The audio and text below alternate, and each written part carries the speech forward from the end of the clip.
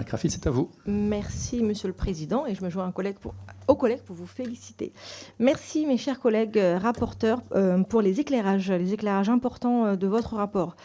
Il me semble qu'il faut tout d'abord saluer la performance de France Médias Monde, qui atteint presque tous les objectifs du précédent COM, dans un contexte budgétaire assez contraint. Je ne peux que constater dans ma circonscription la montée en puissance de la bataille informationnelle que livrent à la France des régimes autoritaires au moyen de divers médias surfinancés. Toutes les méthodes sont bonnes pour dénigrer l'image de notre pays et fragiliser la crédibilité de notre parole. À cet égard, l'ouverture d'un bureau de la chaîne RT à Alger est significative. France 24 et RFI sont les entités les plus connues du groupe France Médias Monde et aussi, en conséquence, les plus attaquées dans les pays qui nous sont hostiles. Je souhaite donc ici saluer le travail réalisé dans un contexte compliqué par les équipes de France Médias Monde. Pour lutter contre la désinformation ou les accusations d'être de simples propagandistes de la France, je sais que France Médias Monde mise avant tout sur la crédibilité de ses rédactions. Donc je salue ainsi les axes de ce COM liés au développement de la proximité et de la confiance avec les publics ou encore à l'adaptation aux évolutions des usages du numérique. Je suis parfaitement sensible aux craintes exprimées par nos rapporteurs concernant la question de l'évolution des ressorts budgétaires de France Médias Monde qui conditionnent la bonne atteinte des objectifs. Mais c'est sur le risque réputationnel qu'une budgétisation pure et simple d'une partie des ressources du groupe que je souhaite vous interroger. Celle qui était autrefois perçue via la contribution à l'audiovisuel public. Sur le terrain, on accuse déjà généralement France Médias Monde et plus globalement l'audiovisuel français de relayer la propagande française. Donc de quelle manière, si un financement par prélèvement sur la TVA est bien retenu, le groupe France Médias Monde pourrait, selon vous, mieux faire valoir son indépendance auprès de ceux qui la dénigrent.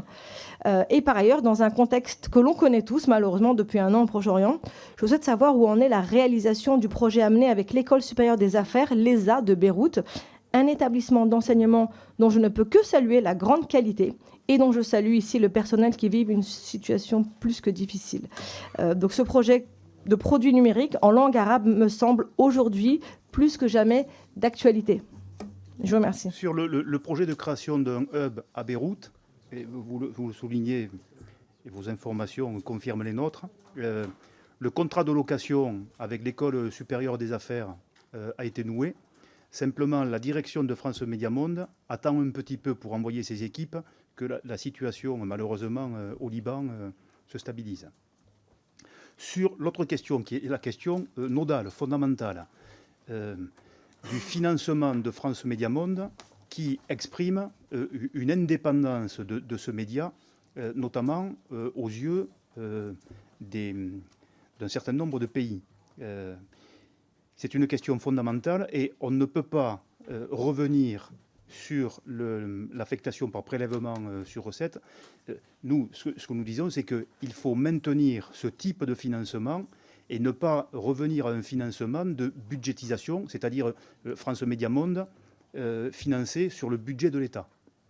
Et je vous l'ai dit, je pense que je vous ai dit que le Land de Berlin menaçait de supprimer l'attribution de la licence à France Médias Monde si la relation financière entre l'État et l'entreprise n'est pas clarifiée. En ce qui concerne l'Algérie, vous avez parlé effectivement des difficultés que l'on peut rencontrer. Il faut dire que Al Jazeera a une audience très importante. RT vient d'installer un bureau. RT a installé un bureau et vous imaginez bien, et vous le savez, parce que vous l'avez sûrement entendu, le développement de l'information sur Gaza en particulier et de la propagande pour le Hamas, etc., c'est leur lot quotidien, quoi. Donc RT travaille contre l'Occident, en quelque sorte, et contre la politique que nous développons dans cette région du Moyen-Orient. Mais c'est justement, il faut faire face, quoi. Et pour faire face, il faut que notre média soit plus présent dans cette partie de l'Afrique du Nord, quoi. Tout à l'heure, Jean-Paul Lecoq parlait de l'audience de France 24 par rapport à Al Jazeera en Tunisie. Les Tunisiens n'avaient plus confiance dans le média Al Jazeera, qui était réduit à faire de la propagande, en quelque sorte, pour le gouvernement de Tunisie pendant le printemps arabe, quoi, hein, et les difficultés. Et la voix de France 24 était une voix reconnue, et en particulier par la jeunesse, quoi. Merci, monsieur le rapporteur. La parole est